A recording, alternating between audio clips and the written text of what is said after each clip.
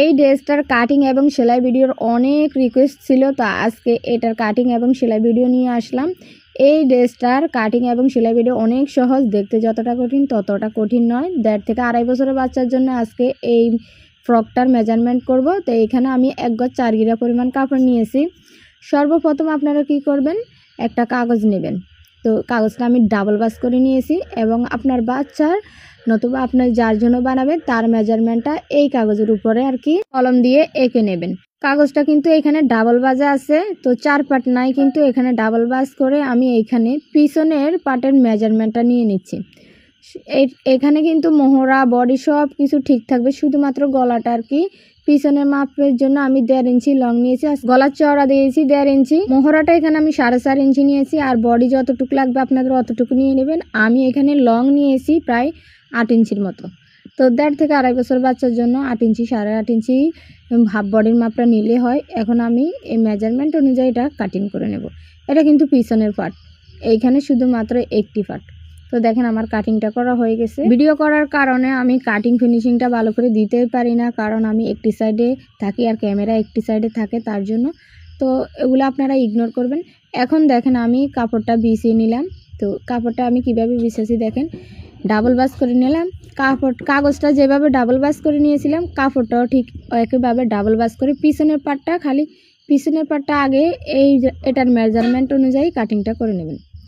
এই তো দেখেন পিছনের পার্টটা কমপ্লিট, এইখানে আর কোনো কাজ নাই। তো পিছনের পার্টটা একটি সাইডে সরিয়ে রাখবো। এখন আমরা সামনের সাইডে যে ডিজাইনটা, ওই ডিজাইনটা কীভাবে কাটিং একটু খেয়াল করে দেখবেন। এখন আমি দেখেন আবারও এটাকে ডাবল ভাঁজ করে নিয়েছি। এখন আমি সামনের পার্টের গলাটা কাটিং করব। তো সামনের পার্টের গলা লং নিয়েছি 3.5 ইঞ্চি। এই যে দেখেন, যদি বাচ্চার গলাটা আর একটু ছোটো দিতে মন চায় আপনারা দিতে পারেন, সেটা আপনাদের ব্যক্তিগত। তো আমি এখানে 3.5 ইঞ্চি নিয়েছি, তারপরে এইভাবে বি শেপ করে নেব। তো এই যে দেখেন আমি বি শেপ করে এখন আমি কাটিংটা করে নিচ্ছি। যারা নতুন কাজ শিখতেছেন তারা একটু ভালো করে খেয়াল করবেন, আর যারা পুরাতন তারা তো একবার দেখলেই বুঝতে পারবেন। এখন দেখেন এটাকে আমি এভাবে মেলে নিলাম। মেলে নেওয়ার পর কলমটা হাতে নেব। কলমটা নেওয়ার পর এটাকে একটু এভাবে হালকা শেপ দিয়ে দেবো। এই যে দেখেন শেপ দেওয়ার পর আস্তে আস্তে আর কি এই যে এইভাবে একদম মাঝখান বরাবর এইভাবে শেপটা দিয়ে দেব। এই তো দেখেন এখন আমি এই মেজারমেন্টটা আর কি কাটিংটা করে নেব। এই তো দেখেন কাটিংটা হয়ে গেছে। এখন আমি ওই পার্টটা সরিয়ে ফেলবো আর এই পার্টটা রাখবো, এটাই মেন। এখন আমি কাপড়টা নিলাম, কাপড়ের উপরে এই কাগজটা বিছিয়ে কিভাবে আমি মার্ক করি এবং কিভাবে কাটিং করি একটু ভালোভাবে খেয়াল করে দেখবেন। প্রথমে কাগজটাকে এইভাবে বিছালাম, এখন এভাবে রেখে তারপর চক দিয়ে আর কি মেজারমেন্ট করে নেব। এই যে চক দিয়ে মেজারমেন্ট করে নিচ্ছি। আমার এইখানে কারেন্ট ছিল না, তার জন্য আমি একটু অন্ধকারের মধ্যে আর কি ভিডিওগুলো করতেছি। তো ভালোভাবে আপনারা খেয়াল করুন, ভিডিওটা মনে হয় একটু গোলাই হয়েছে। তারপরে দেখেন এই যে কাগজটাকে এইভাবে উল্টালাম। তখন মোহরার সাইডটা ছিল আমার দিকে, এখন মোহরার সাইডটা কিন্তু উল্টা সাইডে। এই কাগজটার বাজটা কিন্তু একটু ভালো করে আপনারা খেয়াল করবেন। যদি আপনারা অন্যরকমভাবে দেন তাহলে কিন্তু এটা শেপের সাথে মিলবে না, গলার শেপের সাথে মিলবে না আর কি। তো এইভাবে মোহরা একবার দিবেন নিচের সাইডে আর একবার দিবেন উল্টা সাইডে। তো তারপরে দেখবেন হয়ে গেছে। তো এখন দেখেন এটার মেজারমেন্ট করা হয়ে গেছে। এখন আমি কাটিংটা করে নেব। অনেকে ভাবতে পারেন যে মাঝখানে মিলে নাই, তো যদি মিলাই দিতাম সোজা করে তাহলে কিন্তু বাচ্চাদের ড্রেসগুলো ভালো লাগে না। তো আমি একটু উঠিয়ে কাটিং করেছি, তো তার জন্য এখানের টুকরোটা আমি এভাবে কাটিং করার পর ফেলে দেব। তো মেজারমেন্ট অনুযায়ী আমি কাটিংটা করে নিচ্ছি। এই যে কাটিংটা করতেছি। আমি কিন্তু আপনাদের জন্য অনেক কষ্ট করে ভিডিও বানাই। যারা এখন আমার ফেস ফলো দেন না প্লিজ ফলো দিয়ে রাখবেন। বাইরে বৃষ্টি পড়তেছে, তার জন্য অনেকভাবে নয়েজ আসতেছে, তো এগুলো আপনারা ইগনোর করবেন। তো এখন আমি দেখেন এভাবে আর কি কাটিং করে এই কাপড়গুলো ফেলে দেব। এই যে দেখেন এইখান থেকে এইভাবে কাটিংটা করে নেব। এই যে দেখেন কাটিংটা করা হয়ে গেছে প্রায়। তো হাফ বডির কাটিং সামনে এবং পিছনের পার্টটা হয়ে গেল। এখন থাকবে বাকি কুচির ঘেরের কাপড়। তো বাদ বাকি কাপড়টুকু দিয়ে কুচির ঘেরের জন্য নেব লং 15 ইঞ্চি আর চড়াতে 30 ইঞ্চি নিলে কিন্তু হয়ে যাবে।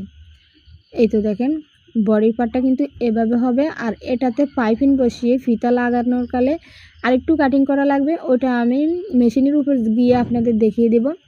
এই যে কুচির গেরের কাপড়টা কিন্তু এইভাবে কুচি দিয়ে আর কি বসিয়ে দেবো। এই ফ্রকটা তো আমি পাইপিং দিয়ে ডিজাইন করব, তার জন্য এখানে 1.5 ইঞ্চির বেশি আর 2 ইঞ্চির কম করে পাইপিংয়ের কাপড়গুলো তেরা করে কাটিং করে নিয়েছি। তো এখন চলেন আমি মেশিনের উপর গিয়ে বাদবাকি ডিজাইনটা কিভাবে আর কি সেট করবেন ওটা দেখিয়ে দিচ্ছি। তো চলে আসলাম মেশিনের উপর। এখন দেখেন আমি একটি সাইডে পাইপিং করে রেখেছি, ভিডিওটা যেন তাড়াতাড়ি হয়। কারেন্টের অনেক সমস্যা, কারেন্ট এই যাচ্ছে এই আসছে, তার জন্য এখন আমি দেখেন এই যে সামনের পাড়ে একটু কাটিংটা করে নিচ্ছি, কারণ এটাকে একটু সামনের দিকে একদম শেষ পর্যন্ত রাখবো না, সামনের দিকে এনে ফিতা লাগাবো। তার জন্য আপনারা চাইলে পুরোটাও দিতে পারেন, কাটিং করার দরকার নাই। তো আমি একটু কাটিং করে এটা কমিয়ে নিলাম যেন ফিতার ডিজাইনটা একদম সামনাসামনি হয়, সুন্দর হয়। এখন দেখেন এটাকে এভাবে 2 ভাঁজ করে সেলাই করার পর উল্টা সাইডে যেটা উল্টা সাইড হবে ওইখানে পাইপিংটাকে এভাবে সেলাই করে দিবেন। তারপর আর কি উপর দিকে এনে আর কি পাইপিংটা সেট করবেন। তো হাতার মোহরা তো লাগিয়ে নিচ্ছি। আসলে হাতার মোহরা, শোল্ডার আর সব কিছু লাগানোর পর হাতার মোহরাটা আর কি ডিজাইন করতাম, 2টা মোহরা একসাথে আর কি পাইপিং দিয়ে দিতাম। কিন্তু কথা হচ্ছে কারেন্টের জন্য আমি শর্টকাটে একটি সাইড আপনাকে মানে সামনের পার্টটা কীভাবে আপনারা সেট করবেন ওইটা দেখাচ্ছি। তো আপনারা একটু ভালো করে খেয়াল করবেন। এখন যেহেতু কারেন্টের অনেক সমস্যা, পরে কারেন্ট গেলে আর সেলাই করতে পারবো না, ভিডিও করতে পারবো না, তার জন্য আর কি আমি আগে একটি সাইড আপনাদের দেখিয়ে দিচ্ছি। তো দেখেন এই যে পাইপিংগুলো অনেকেই পারে, তার জন্য অত বেশি ডিটেলসে আর দেখালাম না। আগেই তো আমি একটি সাইডে পাইপিং বসিয়েছিলাম, এখন অপর একটি সাইডে পাইপিং বসিয়ে এখন দুইটাকে সেট করে নেব। তো কীভাবে সেট করে একটু দেখেন। এই যে আপনারা আয়রন চাইলে আয়রন করে নিতে পারবেন, আমার হাতে যেহেতু সময় একদমই নাই তার জন্য আয়রন করি নাই, পরে করে নেব। এই যে একটির উপর একটি বসায় নেব।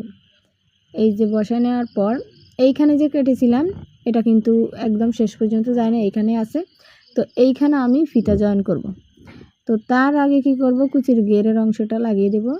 তো কুচির গেরের অংশটা লাগানোর পর এই যে কাপড় দুইটা যে আলাদা ছিল ওই আলাদা দুইটা কাপড়কে একসাথে এইভাবে সেলাই করে জড়িয়ে দেব। জোড়া লাগিয়ে দেওয়ার পর দেখেন সামনের বডিটা মোটামুটি কমপ্লিট হয়ে গেল। তো এই ডিজাইনটাই কিন্তু মেইন, যার জন্য অনেকের রিকোয়েস্ট ছিল ভিডিওটার জন্য। তো এই যে দেখেন ডিজাইনটা কমপ্লিট হলো। এখন আমি এই যে উল্টা পাশে এরকম, আর এখন হচ্ছে আর কি সামনে যে কুচির পাটটা আছে কুচি দিয়ে এটাকে সেট করে নেব। তো এতটুকু করতেছি দেখেন আমি কুচি গেরের অংশটাকে এভাবে বেশি ঘন না বেশি পাতলা না ওরকমভাবে কুচিগুলো দিয়ে নেব। দেওয়ার পর কুচিটাকে সেট করে নেব। সেট করার পর একটা সুন্দর ফিতা আমি লাগিয়ে নেব, আপনারা দেখতে থাকেন আমি কিভাবে লাগাই। তো এই যে কুচির অংশটা আমি এভাবে সেলাই করে দিচ্ছি, একটু বেশি বাড়তি হয়েছে তার জন্য 2টা কুচির ভিতরে বেশি দিয়ে আর কি এই যে সেলাইটা করে নিলাম। তারপরে উপরে একটা চাপ সেলাই দেব। অবশ্যই কুচির উপরে এই সেলাইটা দিবেন, তাহলে কুচির ফিনিশিংটা অনেক সুন্দর আসে। তো এখন আমি আর যে কাপড়গুলো কাটিং করে নিয়েছিলাম ওইখান থেকে একটি কাপড় নিয়ে এভাবে আর উল্টা করে সেলাই করে নেব। তারপর সুই সুতার সাহায্যে এটাকে উল্টিয়ে সামনের সাইডে নিয়ে আসব। তো দেখেন আমি সুই সুতা দিয়ে আর কি এটাকে উল্টিয়ে সামনে আনবো, তারপর সুন্দরভাবে এটা ওই জায়গায় সেট করে দেব।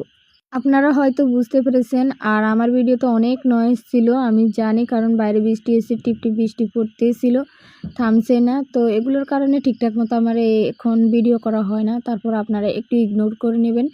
তো এখন দেখেন এই যে ডরি ফিটারটাও কমপ্লিট হয়ে গেছে, আর এই জায়গায় আমি একটা সুন্দর ফুল করে এভাবে জয়েন করে দেব।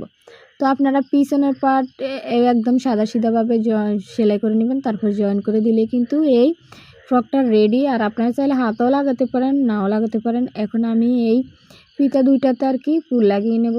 এই যে আপনারা আপনাদের ইচ্ছা মতো ফুলগুলো লাগিয়ে নিতে পারেন। তো আমি এমনি সাদা সিধা 2টা ফুল লাগিয়ে নেব। তো ভিডিওটা আপনাদের কাছে যদি ভালো লেগে থাকে, উপকারে এসে থাকে, বেশি বেশি করে শেয়ার করে দিবেন। আর পেজ যারা ফলো দেন না প্লিজ ফলো দিয়ে রাখবেন। আপনাদের কাছে অনেক রিকোয়েস্ট রইল, আপনাদের জন্য অনেক কষ্ট করে আমি ভিডিও বানাই। আর আপনারা যদি যে কোনো ড্রেসের ভিডিও দেখতে চান অবশ্যই আমাকে কিন্তু ছবি দিয়ে কমেন্ট করবেন, নতুবা ইনবক্সে নক দিবেন। আজকে এই পর্যন্তই, সবাই সুস্থ থাকবেন, ভালো থাকবেন, আল্লাহ হাফেজ। আর এই ড্রেসটার ফাইনাল লুক দেখতে কিন্তু আমার পেজ অবশ্যই ফলো দিয়ে রাখবেন। আমি কিন্তু এটার ফাইনাল লুক খুব তাড়াতাড়ি আপলোড দিয়ে দেব। আজকে এই পর্যন্তই, আল্লাহ হাফেজ।